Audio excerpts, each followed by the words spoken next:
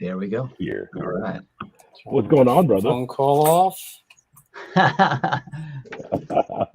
What's happening, dude? Hey, man. Sorry about that. That's all right, brother. I was having fun with it. I was keeping Sure the you party were. going. It was his moment. Hey, everybody Now needs I a have moment to every shine. browser known to man. Yeah. Right? I don't know if that's a good thing or a bad thing, but Right? It'll be good for you. So how's the people are excited volume? to see it. And Volume's good. cool. Excellent. So And where are so you you guys were- at? Robbie, you're in Cali? Yeah, I'm in Santa Ana, California. Santa Ana wins. Santa Ana wins. And I I'm know in you're in West Grand Texas. Rapids, Michigan at the moment. I am.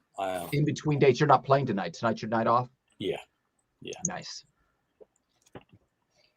There And you we got go. Texas up there. You got to put your hat on, Drake. No, Texas is taking a night off, brother. I'm Okay. letting I got to grow the hair back, and wearing the hat kind of doesn't help with that sometimes. You know, I got to look like you guys with the bitchin' hairdo still, you know. So let's take it back, brother. Where did you grow up, Rob? I grew up in Wilmington, Delaware. Really? Yeah, listening to Philly radio because we were like about 30 minutes south of Philly. Nice. So, growing up, you always knew you're going to be a musician. Did you have other plans in life that didn't work out?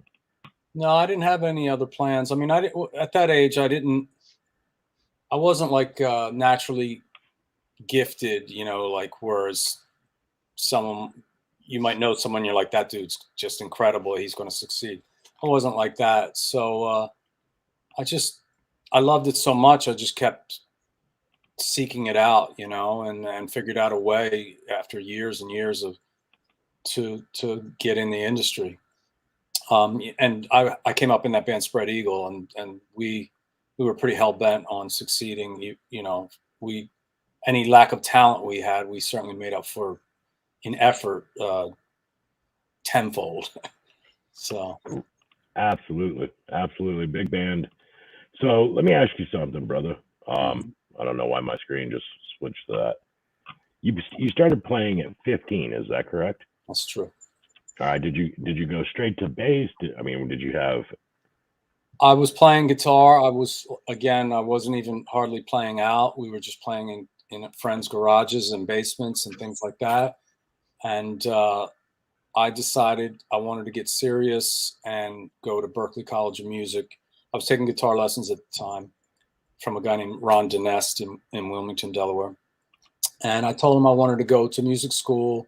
I was thinking about a few places, and he told me he got another kid into Berklee with a method that he was teaching, was more advanced than what I was learning from him. Was, you know, more of a jazz, which is more of tensions and chordal, you know, the whole fretboard. Right. So he said, if you give me a year, I can get you up to speed where you can do what this other kid did, and you'll probably get in. And I did. I listened to him, and I got in, and that's when I got a hell of a lot more serious. Also, I got a lot more serious because that's where you get in a pool with all these people who are just naturally gifted, you know, and you know you have to really work hard. I knew I had to really work hard. So I bet that could be kind of intimidating going to a place like that. yeah, I think in some ways it was, but it was good because it made me realize how hard I had to work and how many hours I had to practice and things like that. There's the pooch, and Right. And you know, it's just put me on course for possibly competing with these people who were just born with this gift. At what point in time were you there when you finally said, you know what, I belong amongst these people and I deserve this? Well, I joined a band and we were really popular. So all of a sudden, like, it was all these people who were studying and that I was studying with, but I was in one of the biggest drawing bands in town, and that's when I switched to bass. So and that band became Spread Eagle. So it was ironic that, there was people who could just play circles around everyone else, but I was out there really drawing a lot of people in the clubs. Hell yeah. I think that's a valuable lesson in what you said earlier, is that, the love of it, the desire, the passion, the love, it just drew it all in. It all made it work for you. And not to say some of these guys don't have the love for it, but there's just I've met several that don't. Yeah, I've met several musicians that don't have the love for it. I mean, they don't have the passion. Yeah, sometimes it goes away, because it's such a hard, grueling industry, which, Robbie, you certainly know. Yeah. But I think it was a bit of luck too that we were drawing so well, and there's also luck involved. And it was with the guitar player. I switched to bass. The guitar player was Paul DiBartolo, who was mind blowing. Original guitar player in Spread Eagle, really, really fantastic. Just very gifted, very unique. So so then I wasn't comparing much anymore. I was on my own path. I was in this band. We moved to New York City. We got Ray West on vocals. We got a deal within like 3 months because we were really, really tight. And this is getting back to, Robbie, what you said. Our work ethic was insane. We were rehearsing 5-6 times a week, forever, for years. And then when we got Ray, we moved to New York and got Ray. Then we got signed within months, So we had all the ingredients there. We just we didn't have Ray, and once we got that last ingredient, so. Hell yeah! So people are asking a ton of questions already. Let's put it in there. In fact, I saw one. Number one question is, what took you so damn long? Right. Sandy says, "Oh my God, Rob, please tell Phil Mogg I fucking love him." Yeah, so do I. A lot of people tell me when they meet him, they just want to give him a hug. And when someone told me that, I told them, I think I did the same thing first time I met. Just want to go, oh, Phil. He's like your crazy uncle. He's totally like your crazy uncle. That's badass, brother. Jennifer Barner wants to know what it's like working with Sebastian every night. Baz is awesome. He's killing it on this tour. We're on the Slave to the Grind 30th anniversary tour right now, and it's a long tour. It was 12 full weeks, which we're halfway done now, a little past halfway. And he's just incredible frontman, and he's absolutely killing it and singing all those high notes on the Slave to the Grind song. So it's a pleasure. It's a pleasure. Plus, I'm in my 17th year with him, so I know him pretty well. Right. So he's still got the voice to hit the notes. That he's not pulling a Vince at this point. No, he takes it very seriously. He does vocal lessons every night before he goes on stage. Wow. He never has a drop of alcohol before he goes on stage. He takes it very seriously. And then we party afterwards. Well, of course, right? Kim says there's nothing sexier than a man who absolutely loves what he does. Thank you, Kim. I could hope to go for all three of us, right? Right, I think it does, actually. I really do still love what I'm doing. I hope you guys do too. I've seen Robbie love it stuff. Yeah, I can see Robbie still loves it too. Yeah, it's a fun. I got such a fun life, man. Even at times when it's hard, it's still pretty effing amazing. Right. Robbie and I were talking before this show, actually, before he came on, when we were talking privately, and he and I have been having some issues and, not feeling all that great at times and stuff like this. But last week when we did the show, it was like for that hour, we both felt amazing. And I'm sure that's how it is for when you get up on stage as well, is no matter what's going on and how you feel and all the shit that's going through your head or through your body, you get up on that stage, and for that time, it's just bliss. Yeah. Is that right? It's absolutely. And it's a perfect, it shows how much your brain is your most important organ to control your health and your everything. Like if your brain isn't focused on it, you don't feel it. So there's a lesson there. If you can just get your mind onto something positive, you know, it can get you in a much better headspace quickly. Hell yeah. Very true. Hell yeah. I agree. Okay, so we had a question come up here just a few minutes ago. Top 4 bass guitarists according to you. Go. Well, I'm going to go against like the typical things people say, but and it's a true list. My favorite bass guitar player is someone a lot of people haven't heard of. His name's Joe Lally, and he played in Fugazi, which is a post-hardcore band that is really, really amazing if you're into that stuff. And he's so melodic and cool and badass, and I'm a huge fan. I've been a huge fan of his. I mean, for many years, I've seen him live every time they've come through New York, and Duff McKagan, who doesn't get enough credit for his awesome bass playing. He's up there, and let me see, Cliff Williams from AC/DC, who doesn't get enough credit because he just holds it down. And then the obvious guys: Entwistle, McCartney, Pastorius. You know. Oh yeah. And another one of my top 2 is probably James Jamerson, which a lot of people probably pick. He did all the Motown records, almost all of them. Hell yeah. Hell yeah. All right, so chance to plug your sponsor if you got one. What bass guitar do you actually play? Well, I use an old Fender. It's not a sponsor. It's just what I use. I use an old Fender 66 Fender in P-Bass.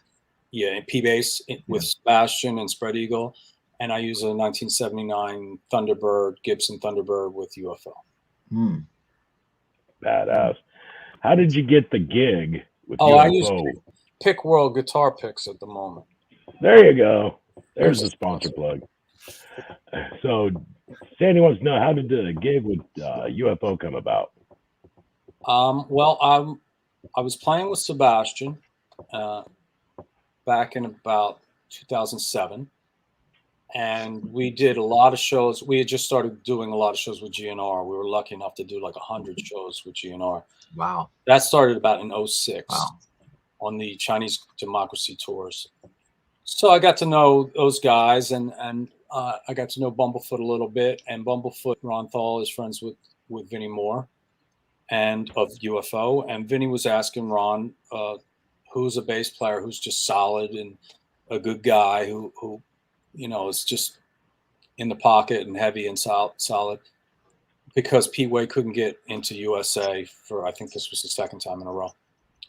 So one thing led to another, and Ron recommended me, and I didn't have to audition or anything. I just did a rehearsal and we went on the road. So it was pretty awesome. And that was 2000. By that point, it was spring of 2008. So it just happened to work out that you weren't doing dates with Sebastian? Yeah, it just happened to work out. Yeah, that's pretty cool. Very lucky. Yeah. Extremely lucky. How do you make those schedules work? Pretty much balanced that way the whole time, because isn't UFO doing their final farewell tour this year or next year? Well, 22. Yeah, next year. Yeah. There is no science to it. It's stressful and sometimes frustrating and disappointing, but I just have to do my best. Yeah.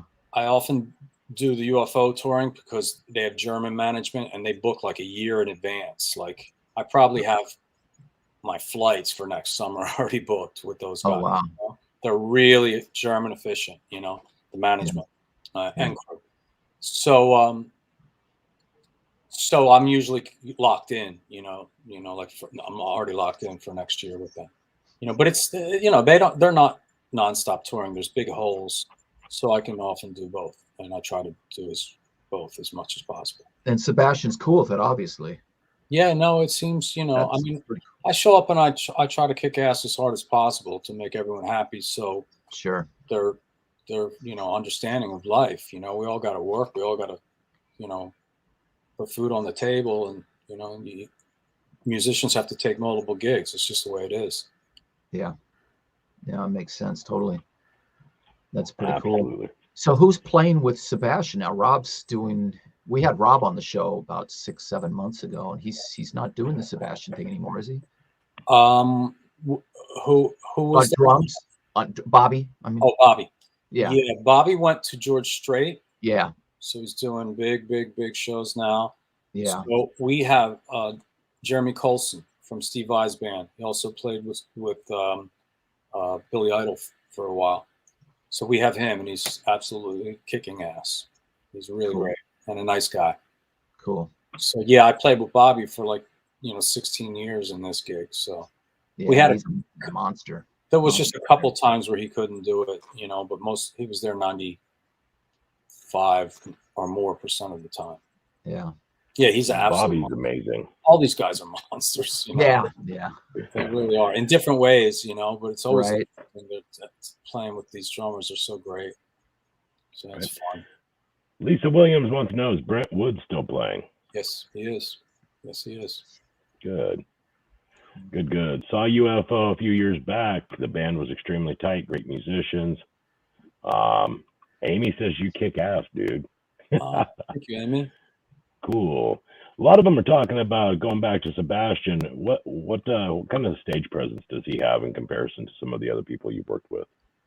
Baz is like 6'3" for starters, or maybe taller. Right. So he's a commanding presence, but he probably has better stage presence than anyone else I work with. I mean, it's massive. Just not just physically, his aura, his entertainment ability, his showmanship. It's top level, absolute top level.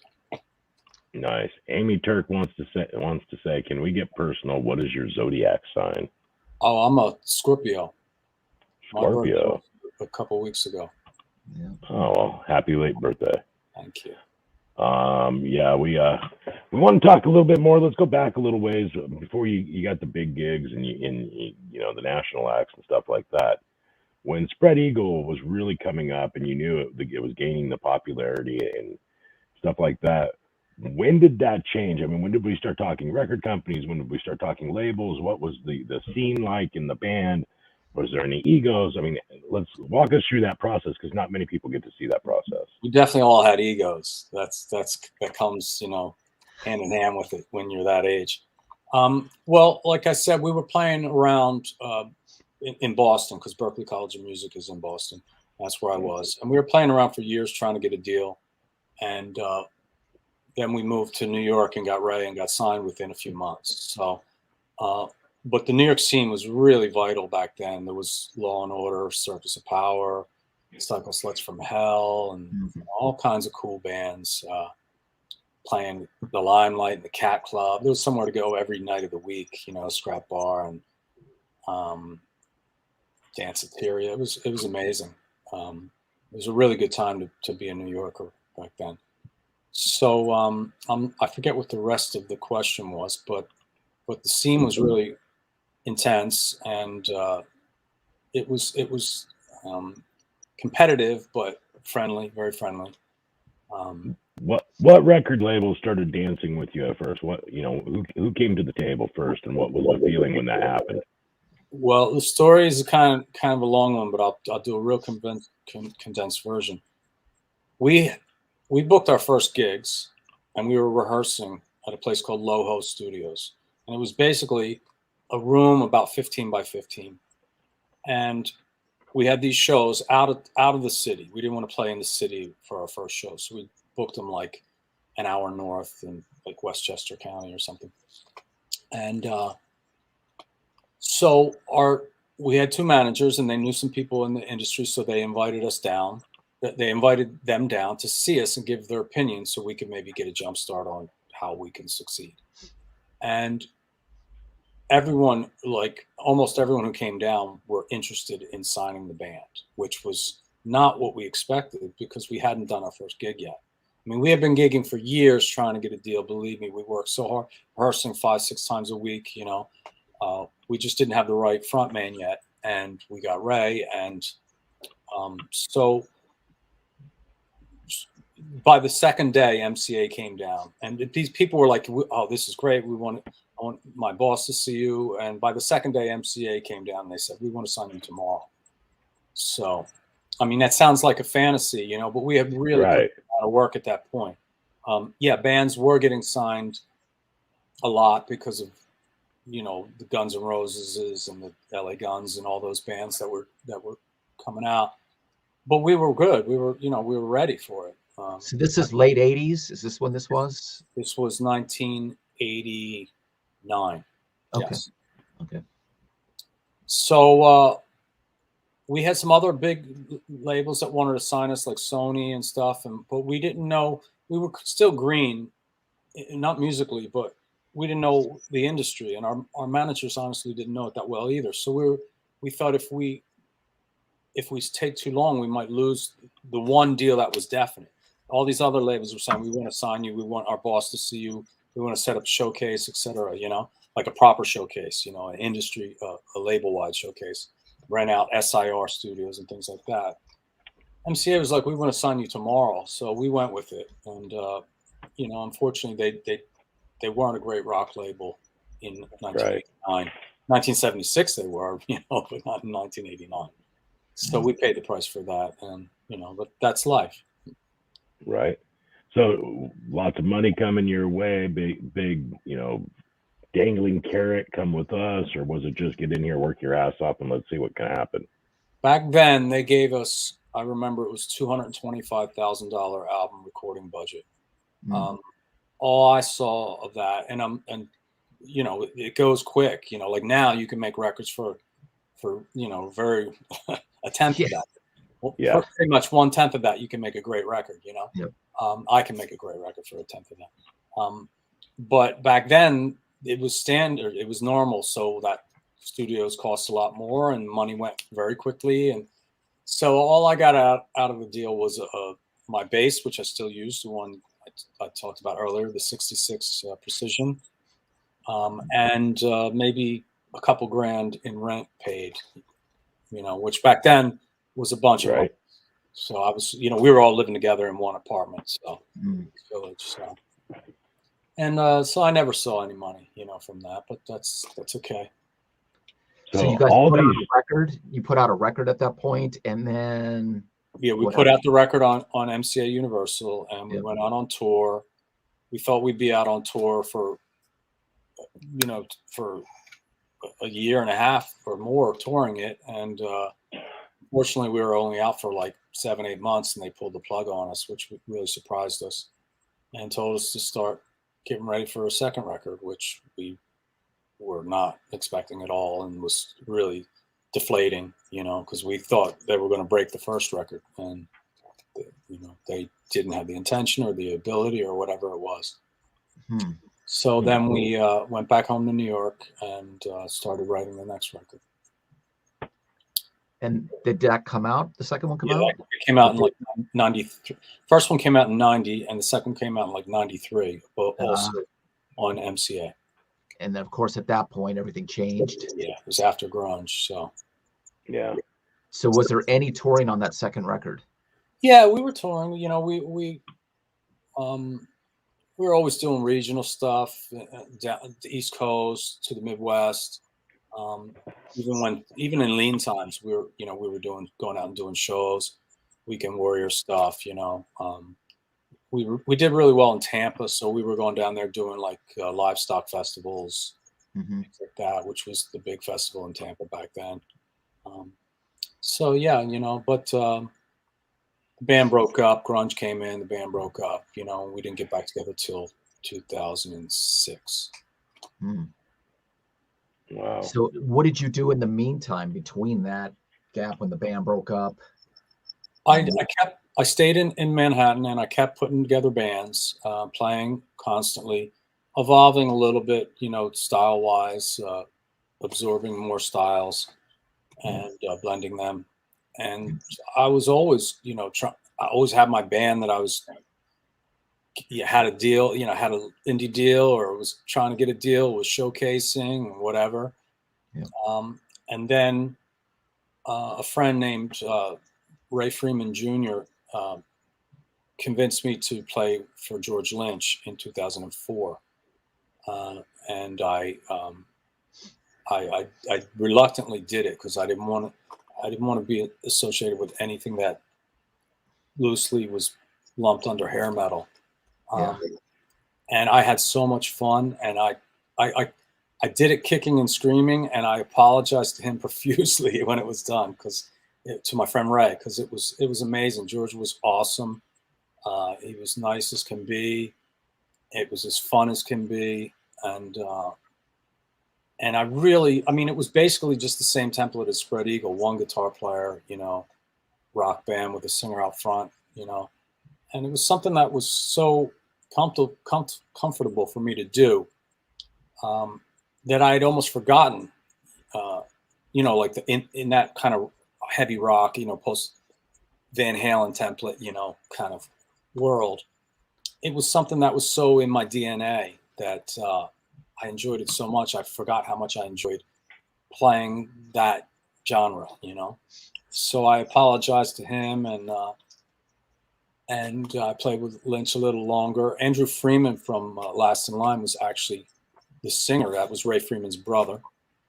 Oh, wow. Oh, no kidding. Okay. Well, Andrew came in overnight when Kelly, I forget his last name, the guy. Yeah, he's not from the country, from the US, is he? No, he is. He was from the band Baton Rouge, I believe. Oh, okay. Different Kelly. I forget his last name, but he disappeared overnight and didn't come back to the tour. Oh. So Ray called his brother. He came in and really did a great job on No Notice. And that was before he had any gigs. That was his first gig. So, yeah, we're going back to 2004. Yeah. So it was a blast. So I loved it. So I played with George a little longer. I played with Joan Jett in there for a little bit, somewhere in there. And then in 2006, Ray and I decided to put Spread Eagle back together. So. Wow. That brings us up to 2006. Shar wants to know who the most influential musician's been in your career, or to you, period. Definitely Axl Rose. The tours he took us out showing us that world that close, that close up, and letting us play for that many people, treating us so incredibly well, and being so generous. Really? Yeah, no one has done anything on that level. Wow, cool. And inadvertently, because I didn't know him when we started playing with them, of course. But you reap the benefits of just being around that guy, Yeah, sure. So especially then, yeah. Yeah, I mean, it's always with him, but right. I mean, we started with GNR in 06, I believe, and we went to, I think, 2011, 12, New Year's Eve, 2011, 2012. They just keep calling us back, every few months. Hey, do this run, do this string, do these few shows, do this. It was pretty awesome. Yeah. That's badass. Very lucky. Very lucky. You can't take things like that for granted. That's the storybook stuff, So then how did Sebastian Bach, how did that connection happen? How did you end up with him? Well, Baz liked Spread Eagle back in 1990, and he said really nice things about us in the press, which I still appreciate, because he was in one of those top guys, Vince Neil, Axl, Sebastian, Bret Michaels, Bon Jovi, There was a handful of them, and of the the up and coming ones. And the fact that he was talking nice about us was really cool. He got on stage with us in 1990 and sung us one of our songs, Broken City. So then after that, he did a recording at Electric Lady Studios in New York, and I played bass on that. That's when he was still in Skid Row. So I don't think they wanted that to come out, actually. So I don't think it ever really came out properly. But I played on that. So we just kind of stayed in touch loosely. And then we got back in touch after, I guess, when I was playing with Lynch or something. And I'm trying to think and talk at the same time with the timeline. Basically, I was doing a show with Lynch. It was Twisted Sister, Yngwie, Sebastian, and Lynch, all in the same bill in New York at the Mid-Hudson Civic Center. And Baz, I had done some rehearsals with Baz filling in because their bass player couldn't make the rehearsals. So, and he was telling me, you know, I'm gonna transition you in as the next bass player because our guy is leaving. And then the show was booked, which was Lynch, who I was playing with, and Baz. And he said, "Can you do both sets?" And I said, "Sure." So I asked George, and he didn't think it was a good idea.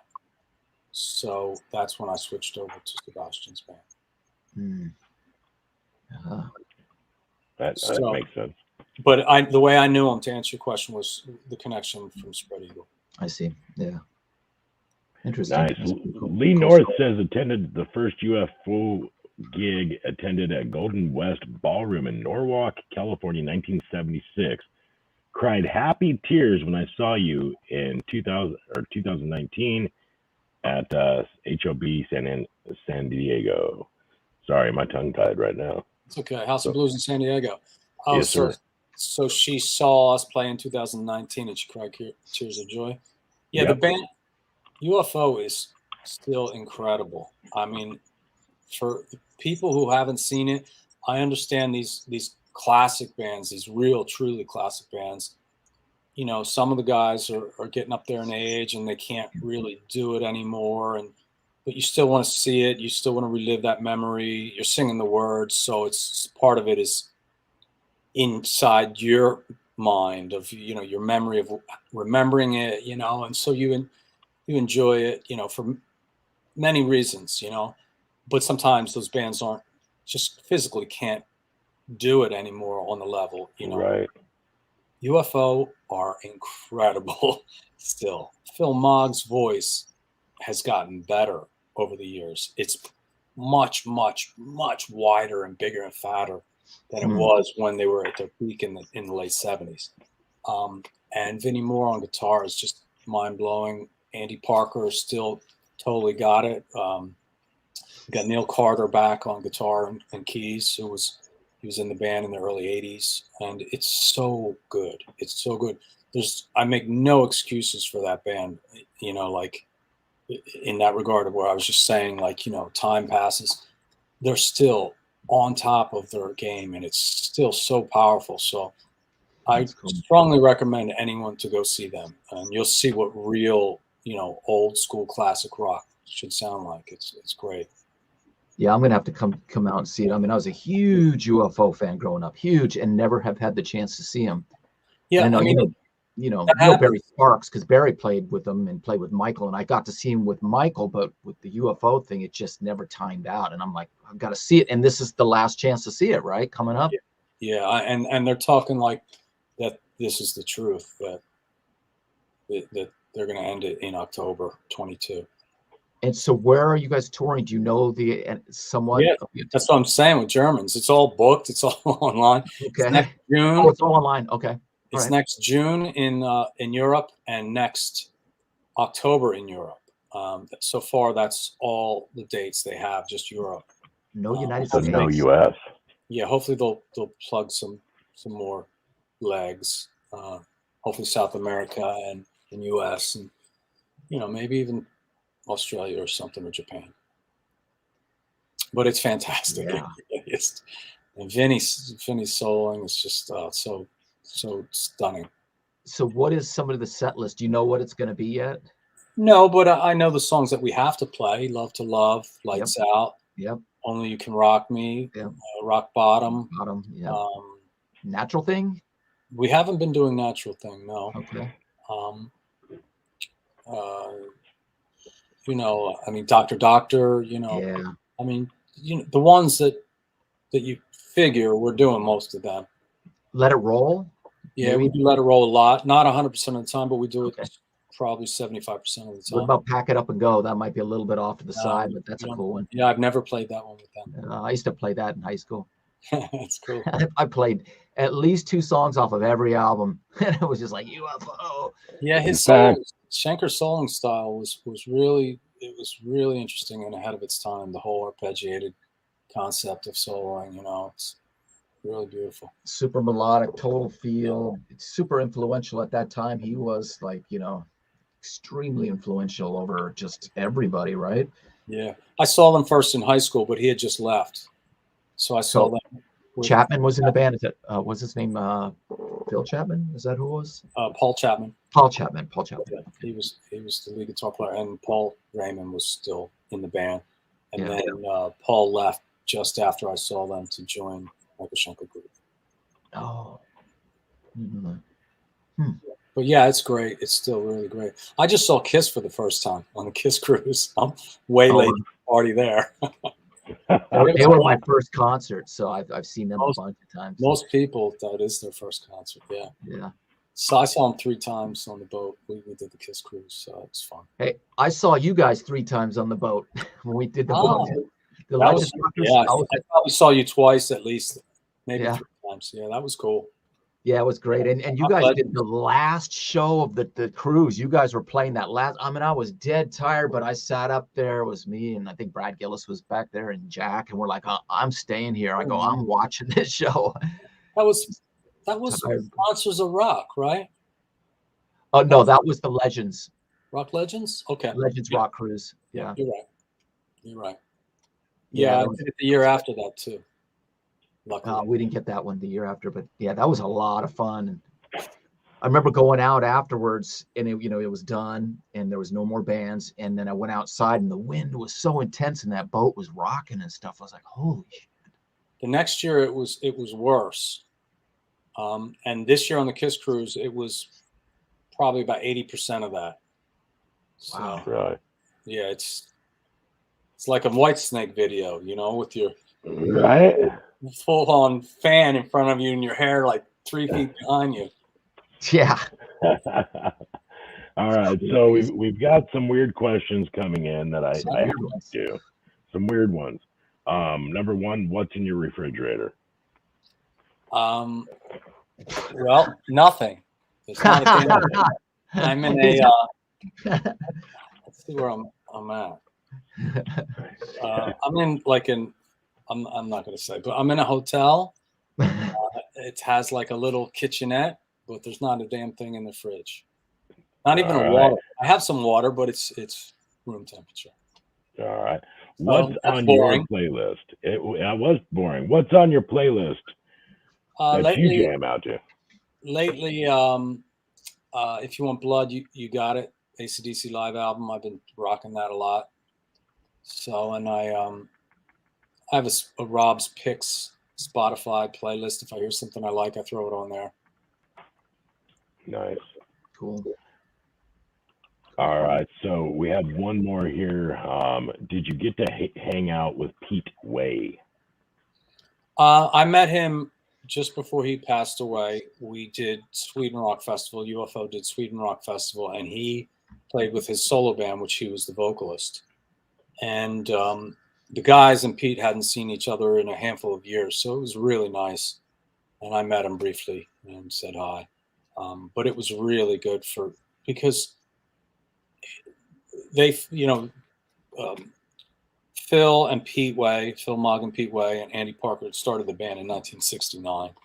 So they were really close friends. And they even when Pete wasn't in the band, they held and hold such a dear place in their heart for him. He's just such a character. He was one of the original rock stars. I mean, he was the biggest rock star in the band, it could be argued, even though he was the bass player, which is, wild. So the fact that they got to reconnect was really nice. And you could tell how important they were to each other at that time at Sweden Rock. And then, he passed after that. So at least that got mended before that happened. That's good. You were a vocalist at one time too in a band called Earth. Is that correct? Of Earth, yes. Of Earth. Of Earth. Yeah. Yeah. It's really cool, kind of trippy, slow prog rock, like more like Pink Floyd kind of prog rock or Genesis, something like that. Moody blues influenced. And you can find us on Bandcamp, Of Earth. It's really, really beautiful songs. I like it a lot. I still love it. I'm very proud of it. You know, you have to stretch out and do everything that Sure. you feel keeps you creative. And Sure. and I've been pummeling for so many years. I mean, this still rocks really hard, but it has a little bit more of a trippy feel to it. And it was important for me to do that. And I released 2 albums with that project of Earth. And we'll probably get back to it at some point. It's And then hard. You know, focusing. Spread Eagle you did a new record with them. Was it a year ago? Yeah, we did one on Frontiers, and it's called Subway to the Stars, and it's a really strong album. It's actually got the best reviews of our career, that album. Wow. So that was nice because, you know, we didn't record for 20-something years. You don't know what people are going to think about, you know, you just don't know what to expect. All the same guys, or was there different No, guys? just the singer and I.